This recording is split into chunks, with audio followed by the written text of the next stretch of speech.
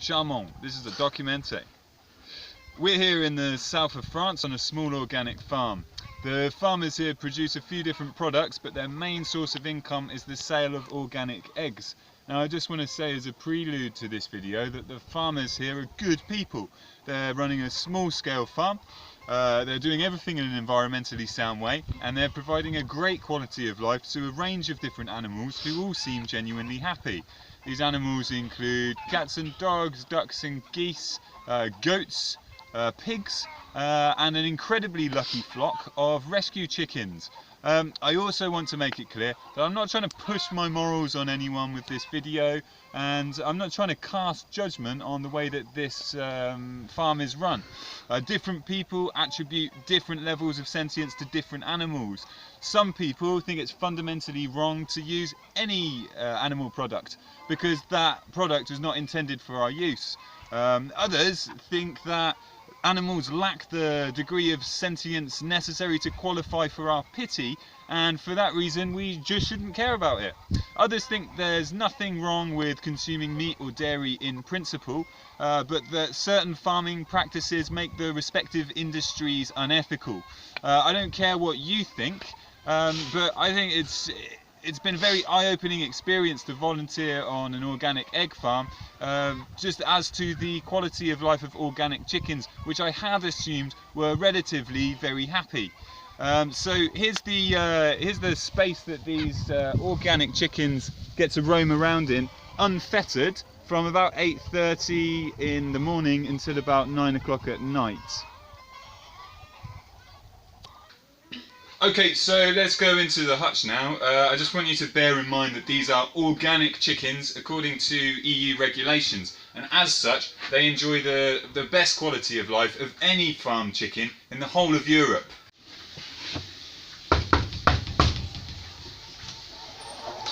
Hello ladies. Okay, so here we are inside the run. As you can see, some of these chickens are in a pretty sorry state. Now they're missing a lot of feathers. Now this is because they've been pecking each other, and I put that down to stress probably caused by living in such a cramped environment. It's a nice long run, but there are 500 chickens living in here.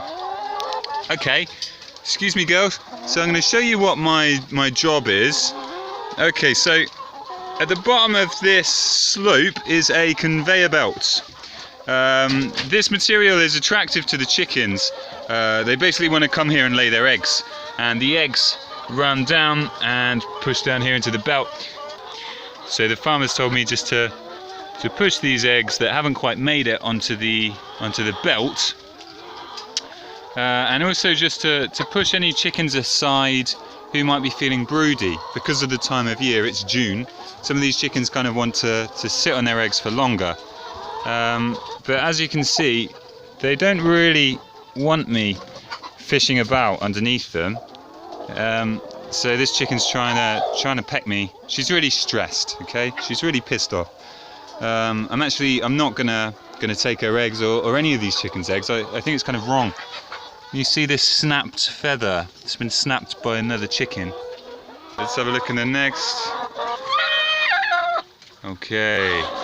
This chicken's been pecked a lot. Half of her feathers are gone. And she's really pissed off. She really doesn't want to give me those eggs at all. I'm going to see if I can... I think she'll try and peck me if I try and move her. I'm just going to leave her to it. Okay. So, okay darling, don't worry, you can keep your eggs. I'm just going to take the ones you're not sat on, if that's okay. Here we go. Okay. And then let's have a look here. Excuse me. I just want to take these eggs, push them onto the belt, like so. Okay. Alright. So, let's have a look at the bottom of the run. Okay. See you later. Excuse me, ladies. Excuse me, I'm coming through. It's important to always talk to the chickens because I think it puts them at ease a little bit. But they definitely don't feel completely comfortable with my presence here. I think really they know what I'm up to. Taking their eggs. I'm taking your eggs. taking your eggs, fools. I'm coming back. Okay, ladies, I'm going to be walking through here. Don't get frightened.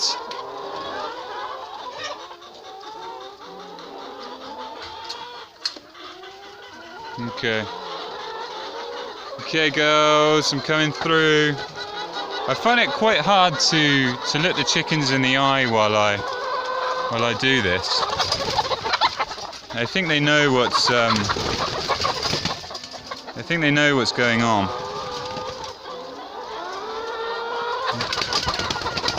Okay, girls.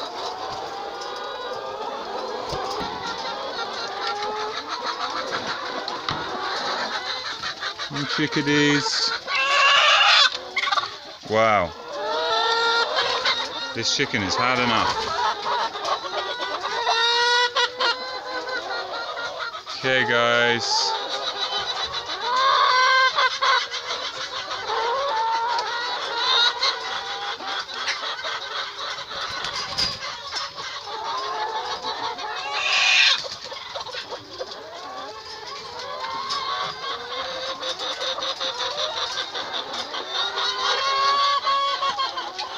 Okay, ladies. You can see that this chicken's head has been pecked quite heavily by the other inmates. Okay.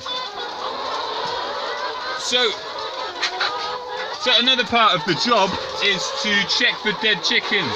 The chicken dies in this hutch every 2 to 3 days. We're not quite sure of the reasons why. It could be diarrhea, it could be bronchial disease, or sometimes it can be because they've been murdered by the other chickens. So apparently, if a chicken lays an egg with a bit of blood on it, and that blood gets congealed into its feathers, and one of the other chickens picks one of those feathers and ingests the blood, the second chicken can then develop a taste for blood and become carnivorous, kind of like a vampire chicken or a cannibal. So I think I might have seen a dead chicken on the other side of the hutch. I'm just going to go and check it out now. Okay, let's go and check out the body of this chicken. See what it's saying. Excuse me, girls. Excuse me. Excuse me. Okay, so yeah, here we go. It's not a very pretty sight. This chicken has been completely stripped bald by the other chickens.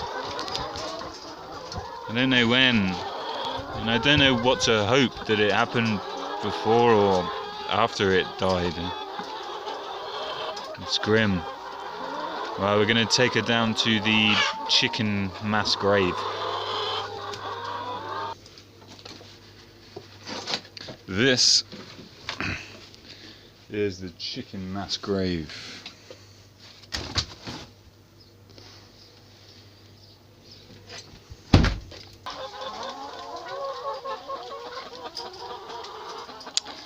Yum yum.